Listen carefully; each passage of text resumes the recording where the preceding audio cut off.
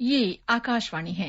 प्रस्तुत है सुर्खियों में। इसके अंतर्गत सुनिए गुजरात में विभिन्न विकास परियोजनाओं पर चर्चा। इसमें भाग ले रहे हैं राजनीतिक विश्लेषक केतन त्रिवेदी और आकाशवाणी संवाददाता सिद्धार्थ सिंह। प्रधानमंत्री नरेंद्र मोदी गुजरात के 3 दिन के दौरे पर हैं। इस दौरान वे राज्य में 14,500 करोड़ रुपए से अधिक की परियोजनाओं का लोकार्पण और शिलान्यास करेंगे।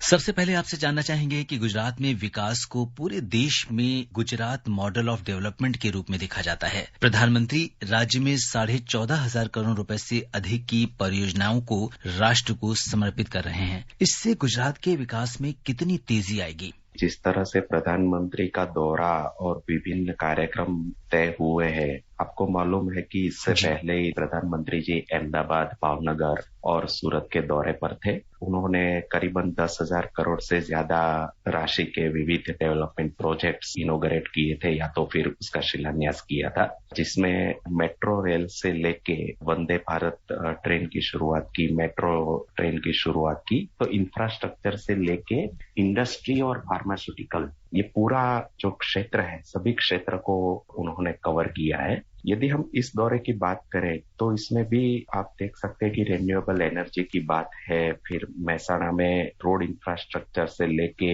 रेलवे लाइन गेज कन्वर्जन के कुछ प्रोजेक्ट्स है, सरफेस फैसिलिटीज ओएनजीसी का लोकार्पण कर रहे हैं, और फिर भरूच में जाके वो ड्रग्स पार्क और अलग अलग जो पार्क है, वेरियस इंडस्ट्रियल पार्क, जिसमें एग्रो फूड पार्क है, ट्राइबल पार्क है, सी फूड पार्क है, एमएसएमई पार्क है। तो यदि आप उसकी जो वैरायटी है, जो रेंज है, इस पर यदि हम लोग दृष्टि करेंगे तो पता चलेगा कि एक इंक्लूसिव डेवलपमेंट की एक विजन और रूपरेखा हमें नजर आती है, कि जहाँ इंडस्ट्री भी है, जहाँ एग्रीकल्चर भी है, रिन्यूएबल एनर्जी भी है और इंफ्रास्ट्रक्चर भी है। तो कुल मिला के एक इंक्लूसिवनेस है जो विविध परियोजना में वो दिखाई देती है। और मोढेरा की इस समय चर्चा पूरे देश में हो रही है। मोढेरा देश का पहला सौर ग्राम बन गया है और अब वो एक ऐसा गांव होगा जिसे 24 घंटे सौर ऊर्जा से बिजली मिलेगी। इससे किसानों को भी फायदा मिलेगा। आप इस योजना को कैसे देखते हैं? आपने सही बताया, मोढेरा छोटा सा गांव है, लेकिन अपना जो एक प्राचीन सूर्य मंदिर है, उसके हिसाब से पूरे देश में एक ऐतिहासिक विरासत के रूप में भी ये टूरिस्ट प्लेस के जरिए भी जाना जाता है। तो ये जो मोढेरा की एक आइडेंटिटी थी सन टेम्पल, सूर्य मंदिर की, उसके साथ साथ अब एक दूसरी आइडेंटिटी जुड़ गई है उसकी सोलर पावर्ड विलेज के तौर पे। 2030 तक नरेंद्र भाई का जो विजन है कि देश में जो कुल हमारी एनर्जी रिक्वायरमेंट होगी, उसकी आधी, कम से कम 50% एनर्जी रिक्वायरमेंट है वो रिन्यूएबल एनर्जी के जरिए प्राप्त होगी। तो ये जो टारगेट है जो हमने 2030 तक तय किया है, उस दिशा में ये सबसे बड़ा महत्व का कदम मैं इसलिए मानता हूँ कि उसकी शुरुआत कहीं अर्बन इलाके में नहीं, लेकिन एक गांव में हो रही है। केतन, क्या इससे किसानों को कोई व्यावसायिक लाभ भी मिलेगा?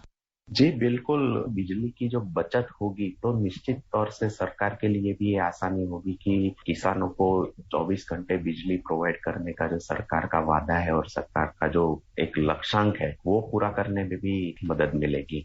जी, और प्रधानमंत्री अपनी इस यात्रा में मेहसाणा में 3,900 करोड़ रुपए की परियोजनाओं की अगर हम देखें तो उनका लोकार्पण और शिलान्यास भी करने वाले हैं, और कल सुबह भरूच में 8,000 करोड़ रुपए की परियोजनाओं की आधारशिला और शुरुआत भी होने वाली है। इनमें गुजरात में पहले ड्रग पार्क की शुरुआत करना शामिल है। अब जबकि भारत को फार्मेसी ऑफ द वर्ल्ड कहा जा रहा है, इस पार्क की कितनी उपयोगिता होगी और किस तरह से जो भारत की जो फार्मा इंडस्ट्रीज हैं उनको ये पार्क मदद करेगा? गुजरात में भरूच में कल जो पहला बल्क ड्रग पार्क शुरू किया जाएगा, करीबन 2500 करोड़ के खर्च पे ये 2015 हेक्टर जमीन में ये पार्क शुरू होने जा रहा है। हम सब ने देखा है कि जिस तरह से हम पेंडेमिक में गुजरे और हमारी फार्मास्यूटिकल इंडस्ट्री ने जो पेंडेमिक के दौरान जो ड्रग्स की अवेलेबिलिटी है, उसकी मांग में कोई दिक्कत ना हो, ये हमने साबित कर दिया है। सेम उसी तरह से जो फार्मास्यूटिकल इंडस्ट्री है उसमें गुजरात पहले से ही आगे रहा है, लेकिन फिर भी जो एक्टिव फार्मा इंग्रेडिएंट्स है, जैसे कि स्टेरॉइड है, इनऑर्गेनिक सॉल्ट है, प्रोटॉन पंप इनहिबिटर्स है, एंटी पायरेटिक्स है, पैरासिटामोल, आइब्रूफेन, एंटी हाइपरटेंसिव, ये कई सारी ऐसी एंटी इन्फ्लेमेटरी और एंटीवायरल दवाई बनाने में जो प्राइमरी इंग्रेडिएंट्स है वो अभी तक हमको कहीं ना कहीं से इंपोर्ट करना पड़ता है। तो ये बल्क ड्रग पार्क शुरू होने से ना तो सिर्फ यहाँ बनेगा, लेकिन हमारा जो इंपोर्ट का जो बोझ है वो भी काफी हल्का होगा, सप्लाई चेन भी काफी आसान होगा बिकॉज ऑफ स्ट्रेंथनिंग इंफ्रास्ट्रक्चर। तो केंद्र सरकार का जो विजन है प्राइम मिनिस्टर का कि आत्मनिर्भर भारत, तो ये बल्क ड्रग पार्क है वो फार्मास्यूटिकल सेक्टर को आत्मनिर्भर बनाने की दिशा में मेरे हिसाब से एक बहुत बड़ा कदम साबित होगा। और केतन, जामनगर में भी 1460 करोड़ रुपए से अधिक की परियोजनाओं का कुछ का शिलान्यास होगा और कुछ की शुरुआत होगी, इसके बारे में आप क्या बताएंगे?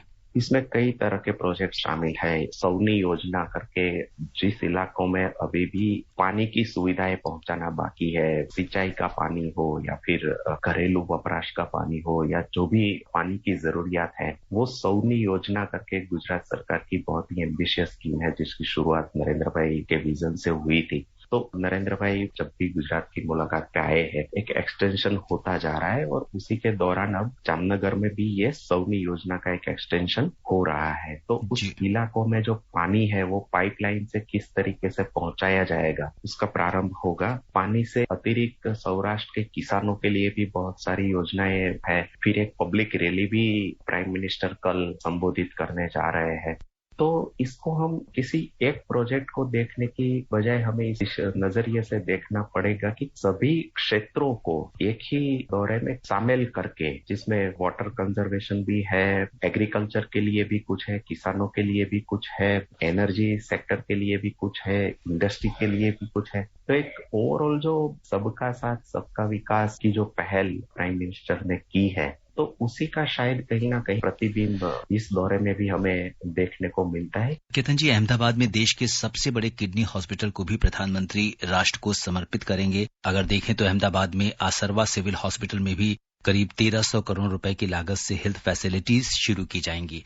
इससे लोगों को कितनी बड़ी मदद मिलेगी? अहमदाबाद का जो सिविल हॉस्पिटल है वो एशिया की सबसे बड़ी जो गवर्नमेंट पब्लिक हॉस्पिटल फैसिलिटी है वो अहमदाबाद में है। और नॉट ओनली गुजरात बल्कि पड़ोसी स्टेट से कई लोग, राजस्थान, एमपी और महाराष्ट्र से लोग यहाँ सारवार के लिए आते हैं। तो हॉस्पिटल संकुल में नई बिल्डिंग का लोकार्पण कर रहे हैं और फिर वो किडनी का जो पूरी एक state of the art institute बनाई है उसका भी एक लोकार्पण करने जा रहे हैं। तो हेल्थ फैसिलिटीज में भी इस दिशा में काफी एक बढ़ोतरी मिलेगी और करीबन जो हर रोज के लगभग 25 से 30 हजार इंडोर पेशेंट जहां ट्रीटमेंट लेते हैं, इस हॉस्पिटल का एक नया आधुनिकीकरण और नया संकुल बनने से आरोग्य क्षेत्र में भी जो नई नई सुविधाएं उपलब्ध होगी उनका लाभ गुजरात और उनके जो पड़ोसी स्टेट्स हैं वहां से जो पेशेंट्स आते हैं उनको मिलेगा। केतन जी, अहमदाबाद में प्रधानमंत्री मोदी जरूरतमंद बच्चों के लिए शैक्षणिक संकुल एजुकेशन कॉम्प्लेक्स के पहले चरण का भी उद्घाटन करेंगे।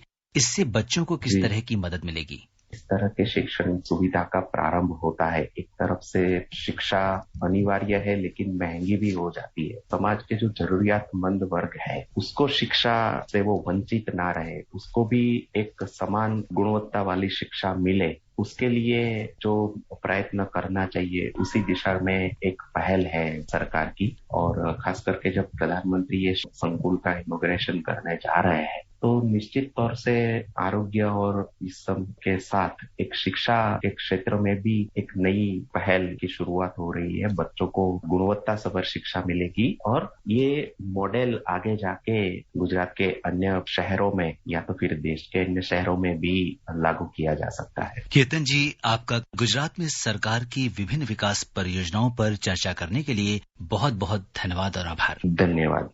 अभी आप सुन रहे थे गुजरात में विभिन्न विकास परियोजनाओं पर चर्चा। इसमें भाग ले रहे थे राजनीतिक विश्लेषक केतन त्रिवेदी और आकाशवाणी संवाददाता सिद्धार्थ सिंह।